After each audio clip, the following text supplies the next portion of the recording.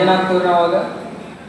ನಿಮ್ಗೆ ಹೇಳ್ಬೇಕಂದ್ರೆ ಜಡ್ಜ್ ಆಗ್ತೇವೆ ನಾವು ತಪ್ಪು ಮಾಡಿದ್ವಿ ಅಂದ್ರೆ ಜಡ್ಜ್ ಆಗ್ತೇವೆ. ಬೇರೆದವ್ರು ತಪ್ಪು ಮಾಡಿದ್ರು ಅಂದ್ರೆ ಏನಾಗ್ತೀವಿ ಅವಾಗ? ವಕೀಲರಾಗ್ತೀವಿ ಅವಾಗ. ಅದಕ್ಕೆ ಕ್ಷಮಾಗುಣ ಅನ್ನುವಂಥದ್ದು ಕೂಡ ಮನುಷ್ಯನಿಗೆ ಬೇಕು. ಇವು ಧರ್ಮದ ಲಕ್ಷಣಗಳು ಏನಾಗ್ತದವಲ್ಲ, ಇತಿ ಧರ್ಮಸ್ಯ ಸಂಗ್ರಹ ಅಂತ. ಈ ಧರ್ಮ ಲಕ್ಷಣಗಳನ್ನ ಯಾರು ಆಚರಣೆಲ್ಲ ಮಾಡ್ತಾರಲ್ಲ ಅವರು ಸದಾಕಾಲ ಸುಖಿ ಆಗಲಿಕ್ಕೆ ಸಾಧ್ಯ. ಕ್ಷಮ ಅನ್ನುವಂಥದ್ದು ಪ್ರತಿಯೊಬ್ಬರಲ್ಲಿ ಬೇಕು. ಅದಕ್ಕೆ ಹೇಳ್ತಾರ ಕ್ಷಮೆಯೇ ವೀರನ ಆಭರಣ ಅಂತ ಹೇಳ್ತಾರೆ. ವೀರನಾಗಿರ್ತಕ್ಕಂಥವನು, ಶಕ್ತಿಶಾಲಿ ಆಗಿರ್ತಕ್ಕಂಥವನ ಆಭರಣ ಯಾವುದಂದ್ರೆ ಕ್ಷಮ ಅನ್ನುವಂಥದ್ದು. ಆಯ್ತು, ವೀರನಿಲ್ಲ ಅಂದ್ರೂ ಕೂಡ, ಅವನಲ್ಲಿ ಶಕ್ತಿ ಇಲ್ಲ ಅಂದ್ರೂ ಕೂಡ, ಅವನ ಎದುರಿಗೆ ಬರುವಂತಹವನು ಅವನಿಗಿಂತ ಶಕ್ತಿಯಲ್ಲಿ ಹೆಚ್ಚಿನ ಸಾಮರ್ಥ್ಯ ಹೊಂದಿದ್ದಂದ್ರ ಅವನು ಕ್ಷಮಾ ಮಾಡುವಂತಹ ಗುಣ ಇವನಲ್ಲಿತ್ತಂದ್ರೆ ಎಂಥ ವೀರನಿರಲಿ ಶೂರನಿರಲಿ ಅವನೇನ್ ಮಾಡ್ತಾನ, ಅವನ ಕ್ಷಮಾ ಮಾಡೋಣ ಅಂತೇಳಿ ಅವ್ರ ಜೊತೆಗೆ ಯುದ್ಧವನ್ನು ಮಾಡೋದು ಕೂಡ ಬಿಡ್ತಾನೆ. ಅದಕ್ಕೆ ಕ್ಷಮಾಗುಣ ಅನ್ನುವಂಥದ್ದು ನಮ್ಮೆಲ್ಲರಿಗೂ ಕೂಡ ಬೇಕು. ಒಬ್ಬ ಭಕ್ತ ಅಂಬರೀಷ ಅಂತ ಇರ್ತಾನೆ. ಭಕ್ತ ಅವನ ಭಕ್ತಿ ಹೇಗಿತ್ತು ಅಂತಂದ್ರೆ ಸದಾ ಕಾಲ ಭಗವಂತನ ಚಿಂತನೆ, ಯಾವಾಗಲೂ ಕೂಡ ಭಗವಂತನ ನಾಮಸ್ಮರಣೆ ಇದನ್ನೇ ಮಾಡ್ತಿರ್ತಾನ ಅವನು. ಬಹುಶಃ ಈಗ ನಡೆದಿರ್ತಕ್ಕಂತಹ ಪ್ರವಚನ, ಆಧ್ಯಾತ್ಮಿಕ ಆಶೀರ್ವಚನ ನೀಡುವಂತಹ ಪೀಠ ಕಾಶಿಯ ಜ್ಞಾನಪೀಠ. ಆ ಪೀಠದ ಮುನಿಗಳು, ಒಂದೊಂದು ಪೀಠಕ್ಕೆ ಒಬ್ಬೊಬ್ಬರು ಮುನಿಗಳು, ಋಷಿಗಳದ. ಅಂದ್ರೆ ಕಾಶಿ ಪೀಠಕ್ಕೆ ದುರ್ವಾಸ ಮುನಿಗಳು ಅಂತ ಇದ್ರು. ಅವರು ಬಹಳ ಸಿಟ್ಟಿನವರು. ದುರ್ವಾಸ ಮುನಿಗಳು ಬಹಳ ಸಿಟ್ಟು. ಬಹುಶಃ ಇಲ್ಲೆಲ್ಲ ಹಾಡು ಹಾಕಿರ್ತಾರ, ಅದನ್ನ ನೀವೆಲ್ಲ ಕೇಳ್ತೀರ, ಅದ್ರೊಳಗೆ ಅವ್ರ ಹೆಸರು ಬರ್ತದೆ. ಆ ದುರ್ವಾಸ ಮುನಿ ಏನ್ ಮಾಡ್ತಾರಂತಂದ್ರ ಕೋಪಗೊಂಡು ಆತನಿಗೆ ರಾಜನನ್ನ, ಭಕ್ತಿಯಲ್ಲಿ ಇರ್ತಕ್ಕಂತಹ ರಾಜನನ್ನ ಬೆನ್ನಟ್ಟಿ ಅವನೇನ್ ಮಾಡ್ತಾನ, ಅವನ ಶಾಪ ಕೊಡ್ಬೇಕು, ಹೊಡಿಬೇಕು ಅಂತ ಹೇಳಿ ಅವನಿಂದ ಹೋಗ್ತಾನೆ. ಆದರೆ ರಾಜ ಏನ್ ಮಾಡ್ತಾನಂತಂದ್ರೆ ಅವನಿಗೇನು ಮಾಡೋದಿಲ್ಲ. ಆ ಋಷಿಗಳಿಗೆ ಏನು ಮಾಡದೇನೆ ಸುಮ್ಮನೆ ಇರ್ತಾನ.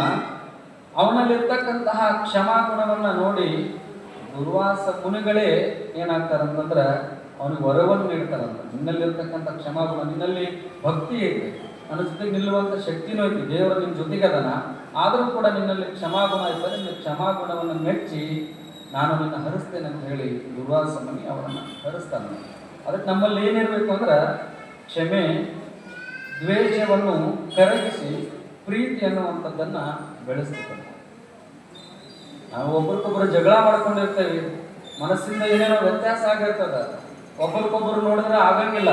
ಅವ ಬಂದ ಅಂತಂದ್ರೆ ಮನುಷ್ಯನೊಳಗೆ ಏನೇನೋ ಆಗ್ತಿರ್ತದ. ಅದಕ್ಕೆ ಅದನ್ನೆಲ್ಲ ಬಿಟ್ಟು ಕ್ಷಮಾಗುಣವನ್ನ ನಾವೇನಾದ್ರೂ ಕಲಿತೀವಿ ಅಂತಂದ್ರೆ, ಪ್ರೀತಿಯನ್ನು ಬೆಳೆಸ್ಕೊಂಡ್ವಿ ಅಂತಂದ್ರೆ ಯಾವಾಗಲೂ ನಾವು ಸುಖಿಗಳಾಗಲಿಕ್ಕೆ ಸಾಧ್ಯ ಆಗುತ್ತೆ. ಯಾವಾಗಲೂ ಕೂಡ ನೆಮ್ಮದಿಯಿಂದ ಇರೋಕ್ಕೆ ಸಾಧ್ಯ ಆಗುತ್ತೆ. ಈ ಲಕ್ಷಣಗಳನ್ನು ನಾವೆಲ್ಲ ಕೂಡ ಪಾಲನೆಯನ್ನ ಮಾಡಿಬೇಕಂದ್ರೆ ಇನ್ನು ಮುಂದೆ ಏನು ಬರ್ತದೆ, ದಾನ ಅನ್ನುವಂಥದ್ದು ಬರ್ತದೆ. ದಾನ ಅನ್ನುವಂಥದ್ದು ಬಹಳ ದಾನ ಮಾಡಿಬಿಟ್ರೆ ಎಷ್ಟು ಪುಣ್ಯ ಬರ್ತದಂದ್ರೆ, ನಾವೆಲ್ಲ 12 ಜ್ಯೋತಿರ್ಲಿಂಗ ಅಂತ ಕರಿತೇವೆ, 18 ಶಕ್ತಿ ಪೀಠಗಳನ್ನ ನೋಡ್ತೇವೆ. ಇವು ಎಲ್ಲವನ್ನ ದರ್ಶನ ಮಾಡ್ಕೊಂಡು ಬಂದಷ್ಟು ಪುಣ್ಯ ಎಲ್ಲಿ ಸಿಗುತ್ತಂದ್ರೆ ಇಂತಹ ಕಾರ್ಯ ನಡೆದಾಗ ಒಂದಿಷ್ಟು ಕೈಯಿಂದ ನಾವು ಮುಕ್ತವಾಗಿ ದಾನವನ್ನ ಮಾಡಿದ್ರೆ ಸಾಕು. 12 ಜ್ಯೋತಿರ್ಲಿಂಗ ದರ್ಶನದ ಮತ್ತು 18 ಶಕ್ತಿ ಪೀಠಗಳ ದರ್ಶನ, ಇಡೀ ಜಗತ್ತು ನಾವು ದರ್ಶನ ಏನು ಸುತ್ತಿ ಬಂದಷ್ಟು ಒಂದು ಪುಣ್ಯ ಎಲ್ಲಿ ಸಿಗುತ್ತೆ ಅಂದ್ರೆ ಇಂತಲ್ಲಿ ದಾನ ಮಾಡಿದ್ರೆ ಸಾಕು, ನಮಗೆ ಪುಣ್ಯ ಅನ್ನುವಂಥದ್ದು ಸಹಜವಾಗಿ ಸಿಗುತ್ತೆ ನಮ್ಗೆಲ್ಲ. ಅದಕ್ಕೆ ದಾನವನ್ನು ಕೂಡ ಮಾಡಬೇಕು. ಅದಕ್ಕೆ ಸುಭಾಷಿತಕಾರ ಒಳ್ಳೆಯ ಮಾತನ್ನು ಹೇಳ್ತಾನೆ. ಏನಂದ್ರೆ ಈ ಶರೀರದೊಳಗಿರ್ತಕ್ಕಂತಹ ಅಂಗಾಂಗಗಳದಾವಲ್ಲ, ಇವು ಯಾವುದರಿಂದ ಭೂಷಣ ಹೊಂದಿರಬೇಕು ಅಂತಂದ್ರೆ ಹಸ್ತಸ್ಯ ಭೂಷಣಂ ದಾನಂ, ಸತ್ಯಂ ಕಂಠಸ್ಯ ಭೂಷಣಂ, ಶ್ರೋತ್ರಸ್ಯ ಭೂಷಣಂ ಶಾಸ್ತ್ರಂ, ಭೂಷಣೈ ಕಿಂ ಪ್ರಯೋಜನಂ. ಭಗವಂತ ಸುಂದರವಾದ ಕೈ ಕೊಟ್ಟಾನಲ್ಲ, ಭೂಷಣ ಅಂತಂದ್ರ ಕೈಗೆ ಬಂಗಾರದ ಬ್ರಾಸ್ಲೆಟು ಕಡಗ ಹಾಕೊಂಡು 10 ಬೆರಳಾಗೂ ಬಂಗಾರ ಉಂಗ ಹಾಕೊಂಡು ಇಂಥ ಕಾರ್ಯಕ್ರಮ ನಡೆದಾಗ ಯಾರೋ ಹೋಗಿ ಒಂದಿಷ್ಟು ದಾನ ಮಾಡು ಅಂತಂದಾಗ ನಾಳೆ ಬರ್ರಿ ನಾಡ್ದು ಬರ್ರಿ, ಸೋಮವಾರ ಬರ್ರಿ, ಇವತ್ತು ಮಂಗಳವಾರ ರೀ ಅಂತ ಹಿಂಗೆ ಅಂದ್ವಿ ಅಂತಂದ್ರೆ ಅವೆಲ್ಲ ಹಾಕ್ಕೊಂಡಿದ್ದು ಭೂಷಣ ಅಲ್ಲ ಅಂತ ಹೇಳ್ತಾನೆ. ಯಾವಾಗ ಭೂಷಣ ಅಂತಂದ್ರೆ ಹಸ್ತಸ್ಯ ಭೂಷಣಂ ದಾನಂ. ಆ ಕೈಯಿಂದ ₹1 ದಾನ ಹಾಕ್ಕೊಡ್ತೀವಿ ಅಂದ್ರೆ ಅವಾಗ ಆ ಕೈಗೇನಾಗುತ್ತೆ, ಭೂಷಣ ಅನ್ನುವಂಥದ್ದು ಬರ್ತದೆ. ಸತ್ಯಂ ಕಂಠಸ್ಯ ಭೂಷಣಂ. ನಾವು ಆಡುವಂತಹ ಮಾತು ಯಾವಾಗಲೂ ಕೂಡ ಸತ್ಯವಾಗಿರಬೇಕಂತ. ಸತ್ಯಂ ಬ್ರೂಯಾತ್ ಪ್ರಿಯಂ ಬ್ರೂಯಾತ್ ನ ಬ್ರೂಯಾತ್ ಸತ್ಯಮಪ್ರಿಯಂ ಪ್ರಿಯಂಚ ನಾನೃತಂ ಬ್ರೂಯಾತ್ ಏಷ ಧರ್ಮ ಸನಾತನ ಅಂತ ಹೇಳ್ತಾರೆ. ನಾವು ಆಡುವಂಥ ಮಾತು ಸತ್ಯದಿಂದ ಇರಬೇಕು, ಪ್ರಿಯವಾಗಿರಬೇಕು, ಅದು ಧರ್ಮದಿಂದ ಕೂಡಿರ್ಬೇಕಂತ. ಧರ್ಮದಿಂದ ಕೂಡಿರ್ಬೇಕು. ಸತ್ಯ ಐತಿ, ಪ್ರಿಯವಾಗಿ ಐತಿ ಅಂದಾಗ ಮಾತ್ರ ಅದಕ್ಕೆ ಬೆಲೆ ಮಾತಿಗೆ. ಸುಳ್ಳನ್ನ ಸತ್ಯವನ್ನ ಮಾಡಿ ಅದನ್ನು ಪ್ರಿಯವಾಗಿ ಹೇಳಿದ್ವಿ ಅಂತಂದ್ರೆ ಅದು ಧರ್ಮ ಅಲ್ಲ ಅಂತ ಹೇಳ್ತಾರೆ. ಅದಕ್ಕೆ ನಾವು ಆಡುವಂಥ ಮಾತು ಸತ್ಯವಾಗಿರಬೇಕು. ಅದಕ್ಕೆ ನಮ್ಮ ಧ್ಯೇಯ ವಾಕ್ಯ ಸತ್ಯಮೇವ ಜಯತೆ. ಹೌದು, ಸತ್ಯಮೇವ ಜಯತೆ. ಆದರೆ ಏನಾಗೈತೆ ಅಂದ್ರೆ ಈಗಿನ ದಿನಮಾನದೊಳಗೆ ಸತ್ಯಯುಗದೊಳಗೆ ಇತ್ತು. ಈಗ ಹೆಂಗಾಗೈತೆ ಅಂದ್ರೆ ಮಾಂಗಲ್ಯ ಮಂದಿರದಾಗಿದ್ದಾರಿಗೆ ಆ ಕಡೆ ಮನೆಯಾಗಿಂದ ಕುಂತ್ಕೊಂಡು ಯಾರು ಫೋನ್ ಮಾಡಿದ್ರೆ ಅಂದ್ರೆ ಎಲ್ಲಿದ್ದೀರಿ ಅಂತ ಕೇಳಿದ್ರೆ ಏನು ಹೇಳ್ತೀನಿ, ಹುಬ್ಳ್ಯಾಗದನಿ ಇಲ್ಲ ಬೆಂಗಳೂರಾಗದೀನಿ ಅಂತ ಹೇಳ್ತೀನಿ. ಅಂದ್ರೆ ಪರಿಸ್ಥಿತಿ ಅಲ್ಲಿಗೆ ಬಂದುಬಿಟ್ಟೈತೆ. ಈಗ ಅದಕ್ಕೆ ಸದಾಕಾಲ ಸತ್ಯವನ್ನ ಮಾಡಬೇಕು, ಸತ್ಯವನ್ನೇ ಮಾತನಾಡಬೇಕು. ಸತ್ಯಂ ಕಂಠಸ್ಯ ಭೂಷಣಂ ಶ್ರೋತ್ರಸ್ಯ ಭೂಷಣಂ ಶಾಸ್ತ್ರಂ. ಕಿವಿಗಳಿಗೆ ಯಾವುದು ಭೂಷಣ ಅಂತಂದ್ರೆ ಸತ್ಯವಾದ ನುಡಿಗಳನ್ನೇ ಕೇಳುವುದು. ಆಡುವುದು ಸತ್ಯನೇ, ಕೇಳುವುದನ್ನು ಸತ್ಯವಾಗಿರಬೇಕು. ಇಂತಹ ಆಧ್ಯಾತ್ಮಿಕ ಪ್ರವಚನವನ್ನು ಕೇಳಿದಾಗ ಮಾತ್ರ ಕಿವಿಗಳಿಗೆ ಭೂಷಣ. ನಾವೆಲ್ಲ ಈಗ ತಾಯಿಯಂದ್ರ ಕಡೆಗೆ ಹೋಗ್ಬಿಟ್ರೆ ಅವ್ರಿಗೆ ಗೊತ್ತು, ಅವರೆಲ್ಲ ಬಂಗಾರದ ಆಭರಣ ಅವುಗಳನ್ನು ಧರಿಸಿರ್ತಾರೆ. ಅವ್ರು ಕೇಳಿದ್ರೆ ಇವ ಭೂಷಣರಿ ಅಂತ ಹೇಳ್ತಾರೆ. ಆ ಭೂಷಣ ಎಲ್ಲಿವರೆಗೆ ಇರ್ತದೆ ನಮ್ಮ ಜೊತೆಗೆ, ಎಲ್ಲಿವರೆಗೆ ಇರ್ತದೆ? ನಾವು ಧರಿಸಿದ ಏನೇ ಬಂಗಾರ ಬೆಳ್ಳಿ ವಸ್ತ್ರ ವೈಡೂರು ಏನೇ ಇರಲಿ, ಯಾವುದು ನಾಳೆ ಜೊತೆಗೆ ಬರುವುದಿಲ್ಲ. 4 ಒಳ್ಳೆಯ ನುಡಿಗಳನ್ನು ಕೇಳಿದ್ವಿ ಅಂತಂದ್ರೆ ಅದು ನಮ್ಮ ಜೊತೆಗೆ ಬರ್ತದೆ. 4 ಮಾತುಗಳನ್ನು ಒಳ್ಳೆ ಮಾಡಿದ್ವಿ ಅಂದ್ರೆ ಅದನ್ನು ನಮ್ಮನ್ನು ಕೊಂಡಾಡ್ತಾರೆ, ಅದು ನಮ್ಮ ಜೊತೆಗೆ ಬರುತ್ತೆ ಹೊರತು ಯಾವುದೇ ಆಭರಣ ನಮ್ಮ ಜೊತೆಗೆ ಬರ್ಲಿಕ್ಕೆ ಸಾಧ್ಯ ಇಲ್ಲ. ಅದಕ್ಕೆ ಶ್ರೋತ್ರಸ್ಯ ಭೂಷಣಂ ಶಾಸ್ತ್ರಂ. ನಾವು ಕೈಯಿಂದ ದಾನ ಮಾಡಲಿಲ್ಲ, ಸತ್ಯವನ್ನ ಆಡಲಿಲ್ಲ, ಒಳ್ಳೆಯ ನುಡಿಗಳನ್ನು ಕೇಳಲಿಲ್ಲ ಅಂತಂದ್ರೆ ಭೂಷಣೈಹಿ ಕಿಂ ಪ್ರಯೋಜನಂ. ಬಂಗಾರದ ಉಂಗುರ ಹಾಕ್ಕೊಂಡು ಯಾವಾಗಲೂ ಬಾಯೊಳಗೆ ಅಸತ್ಯವಾದ ಮಾತುಗಳನ್ನು ಆಡ್ಕೊಂಡು ಕಿವಿಯಿಂದ ಏನೇನೋ ಬ್ಯಾಡಾಗಿದ್ದ ಮಾತುಗಳನ್ನು ಕೇಳ್ಕೊಂಡು ಇಲ್ಲಾಂದ್ರೆ ಬೇರೆದರ ಬಗ್ಗೆ ಆಡ್ಕೊಂಡು ಇದನ್ನು ಮಾಡಿದ್ವಿ ಅಂದ್ರೆ ಭೂಷಣೈಹಿ ಕಿಂ ಪ್ರಯೋಜನ, ಅದಕ್ಕೂ ಬರುವುದಿಲ್ಲ ಅಂತ ಸುಭಾಷಿತಕಾರ ಹೇಳ್ತಾನೆ. ಅದಕ್ಕೆ ನಾವು ಯಾವಾಗಲೂ ಕೂಡ ಸತ್ಯವನ್ನೇ ಆಡಬೇಕು ಅನ್ನುವಂಥದ್ದು. ಇದರಿಂದ ಏನಂತಂದ್ರೆ ಸತ್ಯವನ್ನ ನಾವು ದಾನವನ್ನ ಇದೆಲ್ಲ ಮಾಡೋದ್ರಿಂದ ಏನಾಗುತ್ತಂದ್ರೆ ಕೊಡುವ ಮನಸ್ಸು ಮನುಷ್ಯನನ್ನು ಮಹಾನ್ ವ್ಯಕ್ತಿಯನ್ನಾಗಿ ಮಾಡುತ್ತಾನೆ. ನಾವು ಯಾವಾಗಲೂ ದಾನ ಮಾಡೋದ್ರಿಂದ. ದಾನಸೂರ ಕರ್ಣ ತನ್ನ ಅಂತ್ಯ ಕಾಲದಲ್ಲಿ ಕೂಡ ದಾನವನ್ನು ಮಾಡಿರ್ತಕ್ಕಂಥದ್ದು ನೀವು ಮಹಾಭಾರತದಲ್ಲಿ ಕೇಳ್ತೀರಿ. ಯುದ್ಧಕ್ಕೆ ಹೋಗ ಕೂಡ ತನ್ನ ಕವಚವನ್ನು ಕೊಟ್ಟ. ಇನ್ನೇನು ಪ್ರಾಣ ಪಕ್ಷಿ ಹಾರಿ ಹೋಗಕತ್ತಿತ್ತು, ಅವಾಗ ಒಬ್ಬ ಭಿಕ್ಷುಕ ಬಂದು ದಾನ ಕೇಳ್ತಾನಂತ. ಅವನ ಹತ್ರ ಅವಾಗ ಏನೂ ಇರಲಿಲ್ಲ, ಕರ್ಣನ ಹತ್ರ ಏನೂ ಇರಲಿಲ್ಲ. ಅವಾಗ ಎಲ್ಲ ಕೂಡ ಕೊಟ್ಬಿಟ್ಟಿದ್ದವ. ನನ್ನ ಹತ್ರ ಏನೂ ಇಲ್ಲ ಕೊಡಾಕನ್ನಂತ. ಆ ಭಿಕ್ಷುಕ ಬಿಡಲಿಲ್ಲ ಅಂತ. ಇಲ್ಲ, ನಿನ್ನ ಹತ್ರ ಐತಿ ಕೊಡಾಕ. ಇಲ್ಲಪ್ಪ, ಇದ್ದಿದ್ದೆಲ್ಲ ಕೊಟ್ಬಿಟ್ಟೇನಿ. ಕರ್ಣ ಕುಂಡ್ಲ ಇತ್ತು, ಅದನ್ನು ತೆಗೆದು ಕೊಟ್ಟೇನಿ. ಕವಚ ಇತ್ತು, ಅದನ್ನು ಕೊಟ್ಟೇನಿ. ಆವಾಗ ನಂತರ ನಿನ್ನ ಬಾಯೊಳಗೆ ಬಂಗಾರದೊಂದು ಹಲ್ಲಿಗೇನು ಕ್ಯಾಪ್ ಹಾಕ್ಸಿ ಅಲ್ಲ, ಬಂಗಾರದ ಕವಚ ಐತಲ್ಲ, ಅದನ್ನಾದ್ರೂ ದಾನ ಮಾಡೋಣ. ಅವಾಗ ಅಂತ್ಯಕಾಲಕ್ಕೆ ಪ್ರಾಣ ಪಕ್ಷಿ ಹೋಗುಗಾಲಕ್ಕೂ ಕೂಡ ಅದನ್ನು ತೆಗೆದು ಅವಾಗ ದಾನ ಮಾಡಿ ತನ್ನ ಪ್ರಾಣವನ್ನು ಬಿಟ್ಟನು. ಅದಕ್ಕೆ ದಾನಕ್ಕೆ ಬಹಳ ಮಹತ್ವ. ಆ ದಾನದಿಂದ ಪುಣ್ಯ ಅನ್ನುವಂಥದ್ದು ಸಿಗಬೇಕಾಗಿತ್ತಂದ್ರೆ ದಾನ ಮಾಡಿದಾಗ ಮಾತ್ರ ಪುಣ್ಯ ಅನ್ನುವಂಥದ್ದು. ಅದಕ್ಕೆ ದಾನವನ್ನು ಕೂಡ ನಾವು ನಮ್ಮ ಜೀವನದೊಳಗೆ ಅಳವಡಿಸ್ಕೋಬೇಕು ಅನ್ನುವಂಥದ್ದು. ಇನ್ನು ಪೂಜೆ ಬಗ್ಗೆ ಅಂತರೂ ಬಹುಶಃ ಗದಗ ಮಹಾನಗರ ಜನತೆಗೆ ವೀರಗಂಗಾಧರ ಮಹಾಸನ್ನಿಧಿಯವರ ಬಹಿರಂಗ ಇಷ್ಟಲಿಂಗ ಮಹಾಪೂಜೆ ಏನು ನಡೀತಾ ಇತ್ತಲ್ಲ, ಪುನಃ ಅದೇ ರೀತಿ ನಾವೆಲ್ಲರೂ ಕೂಡ ಕಣ್ಣು ತುಂಬಿಕೊಳ್ಳುವಂತಹ ಒಂದೇನಾದರೂ ವಾತಾವರಣ ಆಗಿತ್ತು ಅಂದ್ರೆ 3 ವರ್ಷದಿಂದ ನೂತನವಾಗಿ ಪೀಠಾರೋಹಣ ಮಾಡಿರ್ತಕ್ಕಂತಹ ನೂತನ ಕಾಶಿಯ ಮಹಾಸನ್ನಿಧಿಯವರ ಇಷ್ಟಲಿಂಗ ಪೂಜೆ ನೋಡಿದರೆ ಸಾಕು, ನಮ್ಮೆಲ್ಲ ಕಣ್ಣು ಪಾವನ ಅನ್ನುವಂಥದ್ದು ಪೂಜೆ ಅನ್ನುವಂಥದ್ದು. ಆ ಪೂಜೆಯನ್ನು ಬಹುಶಃ ಬಹಳ ಜನ ಬೆಳಗ್ಗೆ ಇವತ್ತು ರವಿವಾರ ರಜೆ ಇತ್ತು, ಬಹಳ ಜನ ಬಂದಿದ್ರು ಇವತ್ತೆಲ್ಲ ಗದಗ ನಗರದ ಮಹಾಜನತೆ.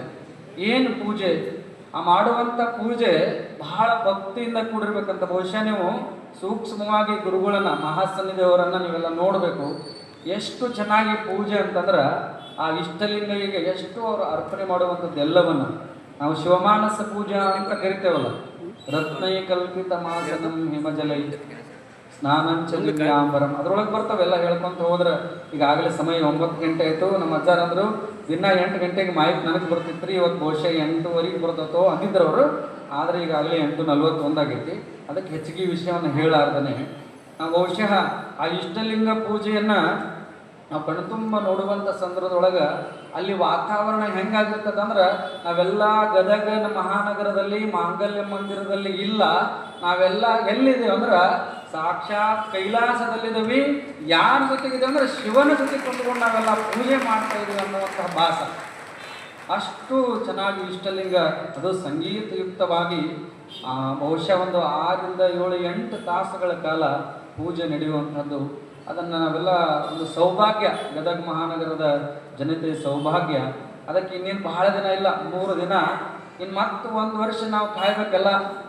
ಅದಕ್ಕೆ ನಾವು 1 ವರ್ಷ ಕಾಯ್ಬೇಕಂದ್ರೆ ಎಷ್ಟು ಸಾಧ್ಯ ಆಗುತ್ತೆ ಅಷ್ಟು ಪ್ರತಿನಿತ್ಯ ಈ ಆಧ್ಯಾತ್ಮಿಕ ಪ್ರವಚನದಲ್ಲಿ ಬಂದು ಇಷ್ಟಲಿಂಗ ಪೂಜೆಯಲ್ಲಿ ಬಂದು ಭಾಗಿಯಾಗಿ ಹೆಂಗೆ ನಮ್ಮ ಫೋನಿನ ಬ್ಯಾಟ್ರಿ, ಮೊಬೈಲ್ ಬ್ಯಾಟ್ರಿ ಖಾಲಿ ಆದಾಗ ಚಾರ್ಜ್ ಮಾಡ್ಕೊಂಡ್ರೆ ಉಪಯೋಗ ಮಾಡೋಕ್ಕೆ ಬರ್ತಲ್ರಿ, ಹೌದಲ್ಲ? ಇಲ್ಲಾಂದ್ರೆ ಬರೋದಲ್ಲ ಅದು ಉಪಯೋಗ ಮಾಡೋಕ್ಕೆ. ಹಂಗೆ ಅದನ್ನು ದಿನ ಚಾರ್ಜ್ ಮಾಡ್ತೀವಿ. ಇದನ್ನು ಹಂಗಲ್ಲ, 6 ದಿನ ಚಂದಾಗಿ ಚಾರ್ಜ್ ಮಾಡಿ ಇಟ್ಕೊಂಡು ಅಂದ್ರೆ ಮುಂದಿನ ವರ್ಷ ಬರುತ್ತಾನ ಇದು ಚಾರ್ಜ್ ಇರಬೇಕು. ಅಂದಾಗ ಮಾತ್ರ ಈಗ ನಾವು ಇದನ್ನೆಲ್ಲ ಕೇಳಿದ್ದನ್ನು ಮಾಡಿದ್ರು ಕೂಡ ನಮ್ಮ ಸಾರ್ಥಕತೆ ಬರುತ್ತನ್ನುವಂಥದ್ದು. ಅದಕ್ಕೆ ಇಷ್ಟಲಿಂಗ ಪೂಜೆ ಮಹತ್ವ ಹೆಂಗಂದ್ರೆ ಮಹಾಸನ್ನಿಧಿಯವರು ಎಲ್ಲ ಅರ್ಪಣೆ ಮಾಡ್ತಾರಲ್ಲಿ. ಏನಂದ್ರೆ ಏನು ಈ ಪ್ರಸಾದ ಮಾಡ್ತಿರಲ್ಲ ಇವೆಲ್ಲ ಸಾಯಂಕಾಲ, ಆ ಪ್ರಸಾದಕ್ಕೆ ಹಾಕುವಂಥ ಪದಾರ್ಥ ಸಾರಿಗೆ ಹಾಕೋದಾಗ್ಬೋದು, ಪಲ್ಯ ಪ್ರಸಾದ ಇರ್ಬೋದು, ಎಲ್ಲವನ್ನ ಅಲ್ಲಿ ಪದಾರ್ಥಗಳನ್ನು ಅರ್ಪಣೆ ಮಾಡ್ತಾರೆ. ನೀವೆಲ್ಲ ನೋಡ್ರಿ, ಅದನ್ನೆಲ್ಲ ಭಾಳ ಜನ ಒಂದಿಷ್ಟು ಜನ ಪೂಜೆಗೆ ಬಂದರು ಅರ್ಪಣೆ ಮಾಡಿರಿ ಎಲ್ಲವನ್ನ ಭಕ್ತಿಯಿಂದ ಶಿವನಿಗೆ. ಯಾಕಂದ್ರೆ ತೇನ ವಿನ ತೃಣಮಪಿ ನ ಚಲತಿ, ಆ ಭಗವಂತನ ಕೃಪಾಶೀರ್ವಾದದಿಂದ ಏನು ಕೂಡ ಅಲ್ಲಾಡಕ್ಕೆ ಸಾಧ್ಯವಿಲ್ಲ. ಎಲ್ಲ ಕೊಟ್ಟಿದ್ದವನ. ಜೇಡರ ದಾಸಿನವರು ಹೇಳ್ತಾರೆ, ಎಳೆ ನಿಮ್ಮ ದಾನ, ಬೆಳೆ ನಿಮ್ಮ ದಾನ, ಸುಳಿದು ಸೂಸುವ ಗಾಳಿ ನಿಮ್ಮ ದಾನ, ನಿಮ್ಮ ದಾನವನ್ನುಂಡು ಅನ್ಯರ ಹೊಗಳುವ ಪುಣ್ಯಗಳಿಗೆ ನೆಂಬೆ ರಾಮನಾಥ ಅನ್ನುವಂಗ ಎಲ್ಲ ಭಗವಂತ ಕೊಟ್ಟಿದ್ದನ್ನ ಇಷ್ಟಲಿಂಗ ಎಷ್ಟು ಚೆನ್ನಾಗಿ ಗುರುಗಳು ಅರ್ಪಣೆ ಮಾಡ್ತಾರಂದ್ರೆ ಸಾಕ್ಷಾತ್ ಶಿವ ಎಲ್ಲವನ್ನ ಶಿವನಾಗಿ ಶಿವನನ್ನು ಪೂಜಿಸುವನ್ನು ಹಾಗೆ ಎಲ್ಲವನ್ನ ಅರ್ಪಣೆ ಮಾಡಿ. ಯಾವ ರೀತಿ ಅರ್ಪಣೆ ಮಾಡಿ ನಾನು ಅನ್ಕೊಂಡಿದ್ದು ಬಹುಶಃ ಗುರುಗಳು ಮನಸ್ಸಿನಲ್ಲಿ ಭಾವನೆ ಹೆಂಗಿರ್ತದೆ ಅಂದ್ರೆ ಅರ್ಪಣೆ ಮಾಡೋ ಕಾಲಕ್ಕೆ ಇದನ್ನೆಲ್ಲ ಅರ್ಪಣೆ ಮಾಡ್ತಿದ್ದೀನಿ ಭಗವಂತ. ಸಾಯಂಕಾಲ ನಮ್ಮ ಗದಗ ಮಹಾನಗರದ ಎಲ್ಲ ಜನತೆ ಪ್ರಸಾದವನ್ನು ಮಾಡ್ತಾರ. ಅವರೆಲ್ಲ ಎಲ್ಲರೂ ಕೂಡ ಸುಖವಾಗಿರಲಿ, ಚೆನ್ನಾಗಿರಲಿ, ಆರೋಗ್ಯವಾಗಿರಲಿ, ಅವರ ಆಯುಷ್ಯ ವೃದ್ಧಿಯಾಗಲಿ ಅಂತೇಳಿ ಭಕ್ತಿಯಿಂದ ಅಲ್ಲಿಂದ ಈಗ ಅರ್ಪಣೆ ಮಾಡ್ತಿರ್ತಾರೆ ಅನ್ನುವಂಥದ್ದು ನನ್ನ ಭಾವನೆ. ನಿಜವಾಗಲೂ ಕೂಡ ಆ ರೀತಿ ಎಲ್ಲವನ್ನ ಅರ್ಪಣೆ ಮಾಡಿ ಅದ ಪುನಃ ನಿಮಗೆ ಪ್ರಸಾದ ಆಗುವಂಥದ್ದು. ಅಂತಹ ಪೂಜೆಯಲ್ಲಿ ಭಾಗಿಯಾಗಿರತಕ್ಕಂಥದ್ದು. ಜೊತೆಗೆ ಇದು ಧರ್ಮಾಚಾರ ಸ್ತರದಲ್ಲಿ ಪೂಜೆ ಅನ್ನುವಂಥದ್ದು. ಬಹುಶಃ ಸಮಯ ಬಹಳ ಆಯ್ತಂದ್ರೆ ಇನ್ನೂ ಸನ್ನಿಧಿಯವರ ಆಶೀರ್ವಚನ. ಈಗಾಗಲೇ ಸಮಯ 8:44. ಇನ್ನೂ ಹಲವಾರು ವಿಚಾರವನ್ನು ನಮ್ಮ ನರೆಗಲ್ಲ ಪರಮ ಪೂಜ್ಯರು ತಮಗೆಲ್ಲ ಪ್ರಾಸ್ತಾವಿಕ ನುಡಿಯಲ್ಲಿ ತಮಗೆಲ್ಲ ತಿಳಿಪಡಿಸ್ತಾರೆ ಅನ್ನುವಂಥದ್ದನ್ನು ಸಂದರ್ಭದಲ್ಲಿ ಹೇಳಿ, ಕಾಶಿ ಮಹಾಸನ್ನಿಧಿಯವರು ಅಂದರೆ ನೂತನ ಮಹಾಸನ್ನಿಧಿಯವರು ಹೇಗಿದ್ದಾರೆ ಅಂತಂದ್ರೆ ಅವರು ಋಷಿಗಳು ಕೂಡ, ಜೊತೆಗೆ ಇಷ್ಟಲಿಂಗ ಪೂಜೆ, ಜೊತೆಗೆ ಆಧ್ಯಾತ್ಮಿಕ ಪ್ರವಚನ. ಮಹಾಸನ್ನಿಧಿಯವರು ಗದಗ ಮಹಾನಗರಕ್ಕೆ ಬರಬೇಕಾದ್ರೆ ಅವರು ಸತತವಾಗಿ 1 ವಾರ ಅಥವಾ ಒಂದು 10-15 ದಿನಗಳ ಕಾಲ ಹೊಲದಲ್ಲಿ ತಾವೇ ಅಲ್ಲಿ ಕೃಷಿಯನ್ನು ಮಾಡಿ ಹಲವಾರು ಗಿಡಗಳನ್ನು ಹಚ್ಚೋದಾಗಿರ್ಬಹುದು, ರೈತರ ಬಗ್ಗೆ, ದೇಶದ ಬಗ್ಗೆ ಅಪಾರವಾದಂತಹ ಕಾಳಜಿ, ಆಶೀರ್ವಾದ ಮಾಡುವಂತಹ ಜಗದ್ಗುರುಗಳು ಅಂತಂದ್ರೆ ನೂತನ ಮಹಾಸನ್ನಿಧಿಯವರು ಅನ್ನುವಂಥದ್ದು. ಆ ಎಲ್ಲ ಕಾರ್ಯವನ್ನು ಇಲ್ಲಿಂದ ಮತ್ತೆ ಕಾರ್ಯವನ್ನು ಇಲ್ಲಿ ತಮಗೆಲ್ಲ ದರ್ಶನ ಆಶೀರ್ವಾದವನ್ನು ಕೊಟ್ಟು ಪುನಃ ಮತ್ತೆ ಸೊಲ್ಲಾಪುರ ನಗರಕ್ಕೆ ಹೋದ್ಮೇಲೆ ಮತ್ತೆ ಅಲ್ಲಿ ಕೃಷಿಯಲ್ಲೇ ತೊಡಗುವಂಥ. ನಾನು ಬಂದಾಗ ಸನ್ನಿಧಿರ ಜೊತೆಗೆ ನಾವು ಕೂಡ ರಾಜೂರಲ್ಲಿ ಒಂದು 2 ಎಕರೆಯಲ್ಲಿ ಹಿಂಗೆ ಗಿಡವನ್ನು ಈ ಗಿಡ ಎಲ್ಲ ಹಚ್ಚಿವ್ರಿ ಬುದ್ಧಿ ಅಂತ ಹೇಳಿದಾಗ ಮತ್ತು ನಮಗೂ ಕೂಡ ನಮ್ಮ ಕೊಪ್ಪಳ ಜಿಲ್ಲೆಯಲ್ಲೇ ಇರತಕ್ಕಂತಹ ಒಂದು ಕಂಪನಿಯನ್ನು ಮಹಾಸನ್ನಿಧವರೇ ಅದನ್ನು ಹೇಳಿದರು, ಇಂಥದ್ದೊಂದು ಚಲೋ ಐತಿ, ಬಹಳ ಒಳ್ಳೆಯದೈತಿ. ಅವರು ನೀವು ಭೇಟಿಯಾಗಿ ಇನ್ನೊಂದಿಷ್ಟು ಹೆಚ್ಚಿಗೆ ನೀವು ಕೃಷಿಯಲ್ಲಿ ಮುಂದುವರಿರಿ ಅನ್ನುವಂಥ ಮಾತನ್ನು ಕೂಡ ಸನ್ನಿಧಿಗಳು. ಅಂದ್ರೆ ಕೃಷಿ ಬಗ್ಗೆ ಅಷ್ಟೇ ಯಾಕೆ ಕಾಳಜಿ ಅಂದ್ರೆ ರೈತ ಇಲ್ಲ ಅಂತಂದ್ರೆ ನಾವ್ಯಾರು ಬದುಕಲಿಕ್ಕೆ ಸಾಧ್ಯನೇ ಇಲ್ಲ. ಸನ್ನಿಧಿಯವರು ರೈತರು ಹೌದು, ಜಗದ್ಗುರುಗಳು ಹೌದು, ಜೊತೆಗೆ ಕರುಣಾಮೂರ್ತಿಗಳು ಕೂಡ ಮಹಾಸನ್ನಿಧಿಯವರು ಅನ್ನುವಂಥ ಮಾತನ್ನು ಈ ಸಂದರ್ಭದಲ್ಲಿ ಹೇಳಿ ಈ ಕಾರ್ಯದಲ್ಲಿ ಭಾಗಿಯಾಗಲಿಕ್ಕೆ ನಮಗೂ ಕೂಡ ಅವಕಾಶವನ್ನು ಕಲ್ಪಿಸತಕ್ಕಂತಹ ಜಗದ್ಗುರು ಪಂಚಾಚಾರ್ಯ ಸೇವಾ ಸಂಘದವರಿಗೆ ಹಾಗೂ ಮಹಾಸನ್ನಿಧಿಯವರಿಗೆ ಮತ್ತೊಮ್ಮೆ ಅನಂತ ಭಕ್ತಿಯ ಪ್ರಣಾಮಗಳನ್ನು ಸಮರ್ಪಿಸಿ ನನ್ನ 4 ಉಂಡು ಸೇವೆಯನ್ನು ಮಹಾಸನ್ನಿಧಿಯವರ ಚರಣ ಕಮಲಗಳಿಗೆ ಅರ್ಪಿಸ್ತಾ ಇದ್ದೇನೆ. ಓಂ ಶಾಂತಿ ಶಾಂತಿ ಶಾಂತಿ. ನಮ್ಮ ದೇಹದಲ್ಲಿರ್ತಕ್ಕಂತಹ ಕೈ, ಬಾಯಿ, ಮೂಗು ಇವೆಲ್ಲ ಕಿವಿಗಳನ್ನೆಲ್ಲವನ್ನೂ ಸುದ್ದಿ ಇಟ್ಕೊಂಡ್ರೆ ನಾವೆಲ್ಲರೂ ಮಹಾತ್ಮರಂತಕ್ಕಂಥ ಮಾತನ್ನು ತಿಳಿಪಡಿಸಿರ್ತಕ್ಕಂತಹ ಪೂಜ್ಯರಿಗೆ ನಮನವನ್ನು ಸಮರ್ಪಿಸ್ತಾ ಇದ್ದೇನೆ. ಇವತ್ತಿನ ನೇತೃತ್ವದ ನುಡಿಗಳನ್ನಾಡಿರ್ತಕ್ಕಂತಹ ಶ್ರೀ ಶಟಸ್ಥಳ ಬ್ರಹ್ಮಿ ಶ್ರೀ ಅಭಿನವ ಪಂಚಾಕ್ಷರ ಶಿವಾಚಾರ್ಯ ಸ್ವಾಮಿಗಳವರು ಶ್ರೀ ಜಗದ್ಗುರುವರಿಂದ ಆಶೀರ್ವಾದವನ್ನು ಪಡೆದುಕೊಳ್ಳಬೇಕಂತ ಅವ್ರಿಗೆ ಕೇಳ್ಕೊತಾ ಇದ್ದೇನೆ.